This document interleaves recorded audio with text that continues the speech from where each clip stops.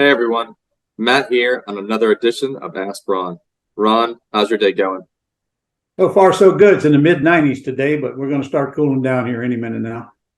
That's right. It's funny enough, we had a hurricane yesterday. Boy, we had a heck of a hurricane, didn't we? About blew the place away. Yeah, Or some not. hurricane. It went right around us. Yeah, Well, yeah, we had nothing here. nope. Maybe a breeze. That was it. Not much of that. All right. We have quite a few questions today, so let's go ahead and jump right into them. All right. The first 7 questions we have are from Tony and Angie Stewart, who will be seeing you at your Quick Start event. And Tony, Angie, I'm going to answer 7 questions for you. You better darn well bring me a stack of leads. That's all I can tell you, or I'm going to embarrass the heck out of you. That's right. Looking forward to it. Their first question. When it comes to tax preparation, do you have any providers that you recommend on Planet Ron? You just need to find a good CPA. No, I don't have a list of them. And I don't like referring people to the list anyway, because I don't know how they're going to be treated, because I don't sit with these people and know how they run their businesses. I have a good CPA. He doesn't want any more business. The way you find any of your professionals is to ask other people who they're using that are in the business that could be even close. If you've got an attorney, you should ask your attorney. If you've got a real estate agent you're working with, you should ask them. Ask everybody. Pretty soon you're going to be led to a good one. If you're part of a real estate RIA group, and I think you are, there's probably one in there. And if there isn't, those people that are actually very active can certainly lead you to a good CPA. It's how I found mine. Still with him 40 years later. Well, actually, that's not true. My first one went into another business, but he found the one I got now for me, and the one I got now is an ace. I think that still counts. Well, if you want to find good people, you ask good people. That's right. Okay, moving on to their next question. When it comes to dealing with your tenant buyers, do you buy or encourage your tenant buyers to purchase a home warranty as an extra step of protection against major repairs? To be honest, it never comes up unless the tenant buyer brings it up, but it's not a bad idea to suggest it to them. It doesn't cost that much. Okay. Ron, their next question, they must have been reading your mind, because they say, in regards to the PI sheets, should we bring yes leads filled out as well as no leads filled out? Also, should we also add comps to the sheets and rent estimates after we get them from our VA?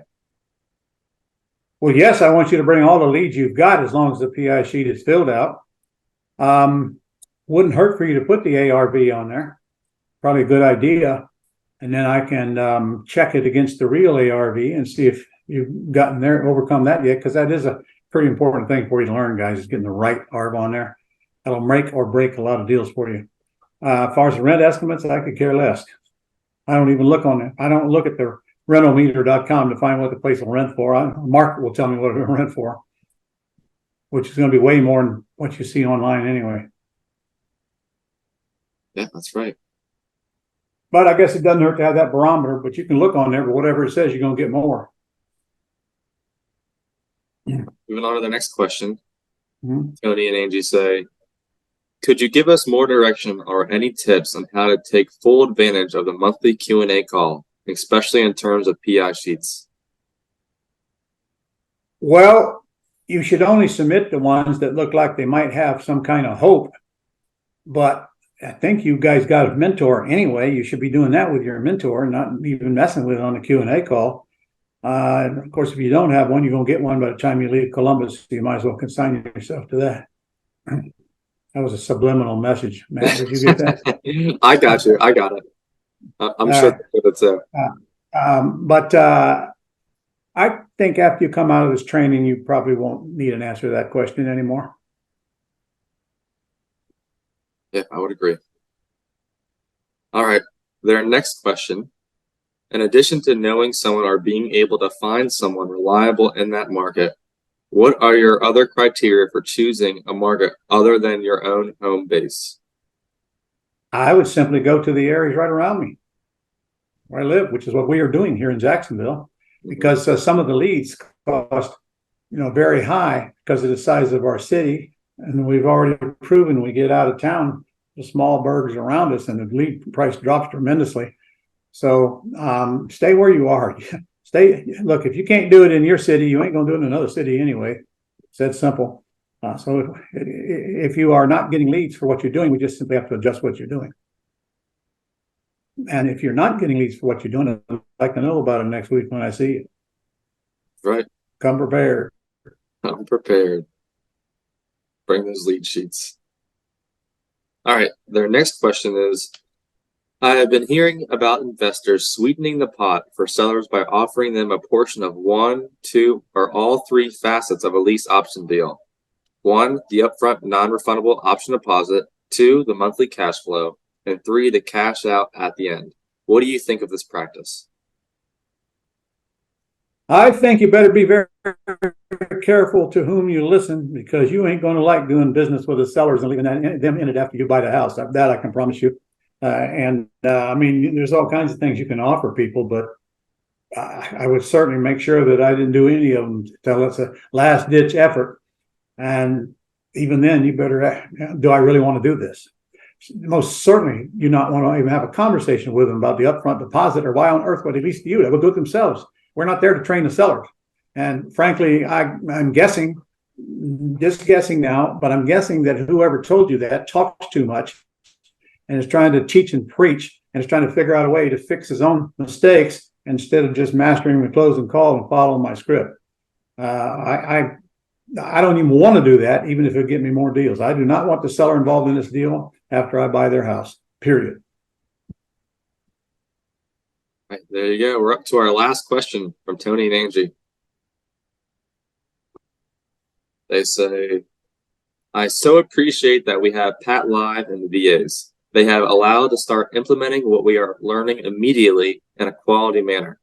As we look forward to having a long-term and scaling business, is the intention that we always use these resources, or should we plan for the day that we take the training wheels off and take some of these functions in-house? You're always going to need a VA, even if you've got somebody to do what your VAs are doing now. Just remember, our VAs aren't on duty 24 hours a day. Pat Live is.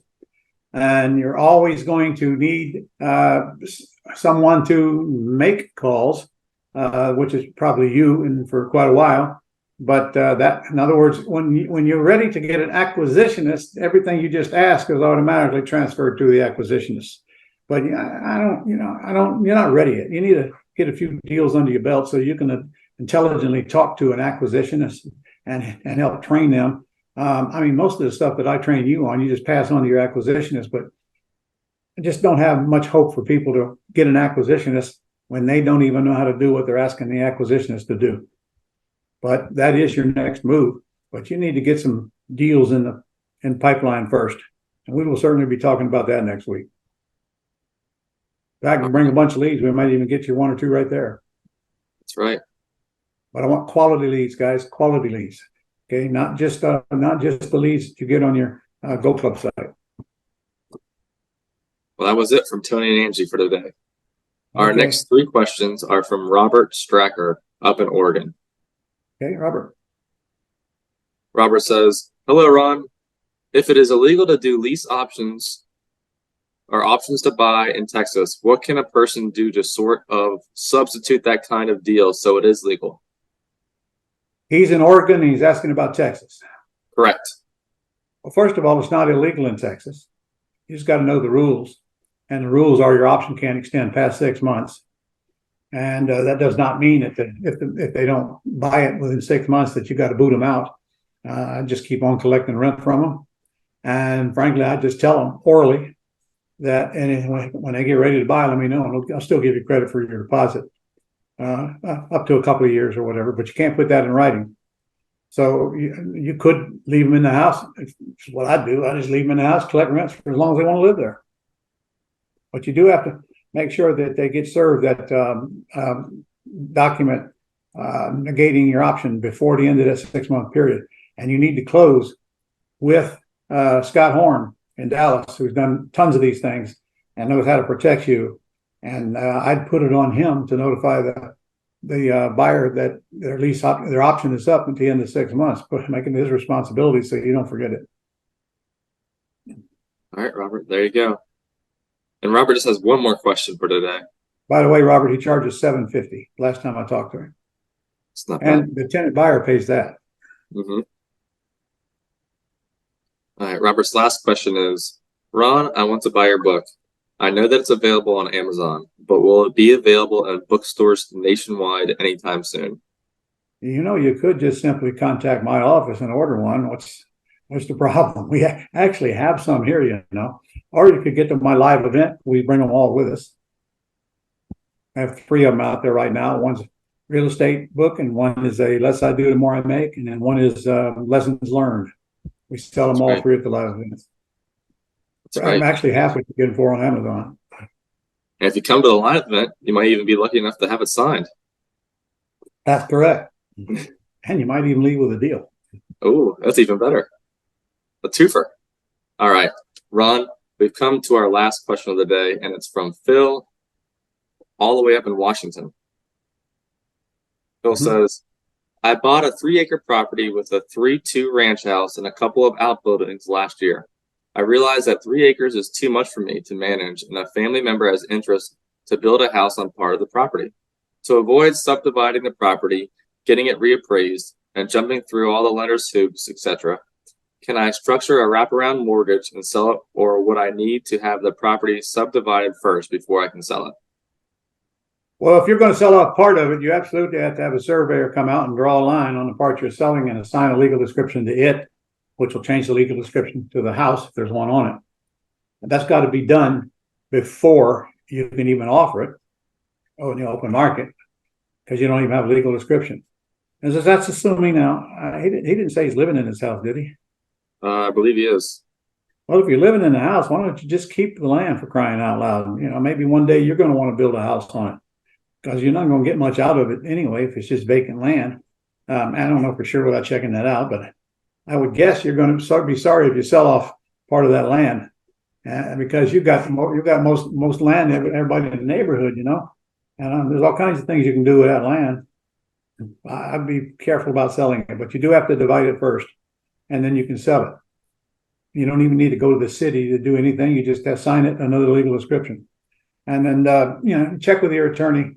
Frankly, you could even check with a surveyor if you have to file something at the county, but you may or may not. It's no big deal. They'll guide you from there, and you might want to ask them while you're asking them to come out and do a survey for you. There you go, Phil. And Ron, I was just kidding. There's actually 3 more questions. They're all from Lou in Louisiana. Okay. Lou says, I have a question about closing with a down payment. I think I heard in a video Ron suggesting that the down payment came from the tenant buyer's non-refundable deposit.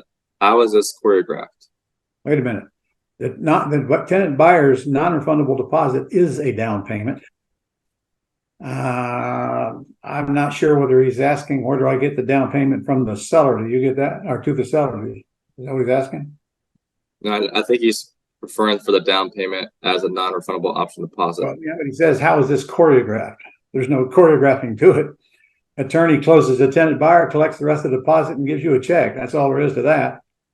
But if you're trying to use the buyer's money to close with, you're going to have a closing agent that understands clearly what you're trying to do. And when and if you get to that point, you probably ought to seek some help and ask them to ask me that question then, because it's too complicated to try to answer here today. But even that's possible using the tenant buyer. But here's the problem with that. How are you going to show the house? If the house is occupied, I'm not showing it. Okay, I'm not sending anybody to it. However, if I'm taking over a vacant house, easy, just tell the seller that you're going to let people go in it, and contractors and prospective tenants and so forth, and get their permission to do it. You really need that if you're going to close on it. Most of the time, sometimes it doesn't matter, but most of the time you're going to need their permission. And then you can drive the tenant buyers through the house before you close, but you cannot do that without having a contract to buy it from the seller first. I don't know if that answers this question or not. I don't even put it on the market until I actually take title to it, just so you'll know.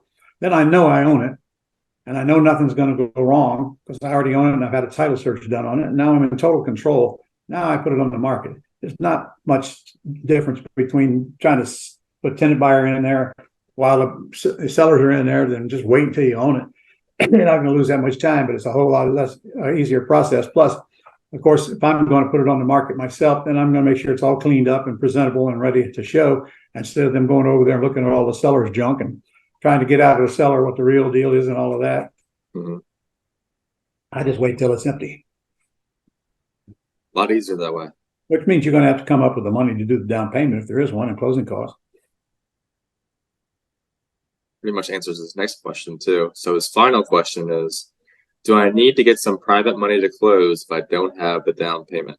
Can't get private money to cover a down payment when you got a high loan to value ratio loan going back to the seller or the bank or whatever.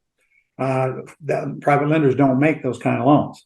Now, that doesn't mean you can't work with somebody you know to say, look, what do you say? You need 10 grand. If you'll put up the 10 grand for me, when I put a tenant buyer in this house, I'll give you back your 10 grand plus 2,000 more, which shouldn't take you more than a month. So that's a pretty good offer to somebody, and especially if somebody don't have a lot of money but like to get a little. That's a great offer for an IRA. The IRA would then the IRA can't make a loan to you. Oh, never mind. The IRA cannot. I'm sorry. Their IRA can make a loan to you. Your IRA cannot make a loan to you. I'm getting mixed up here. I need to go back and read my own book. So yes, anybody's IRA, it's a great use of their IRA. Just make you a quick loan. I mean, you don't need anything but a promissory note. You don't have to have an attorney go record it against the house and all that stuff. Unless in fact that person that's giving you got 10 grand, it makes you. But I promise you, you ain't going to run across anybody that's got a small amount of money in an IRA even knows what a lien against the house is. So you just sign a promissory note, and then when you get a tenant buyer in there, you give them their money back plus their $2,000. And guess what they're going to ask you then? When are we going to do another one?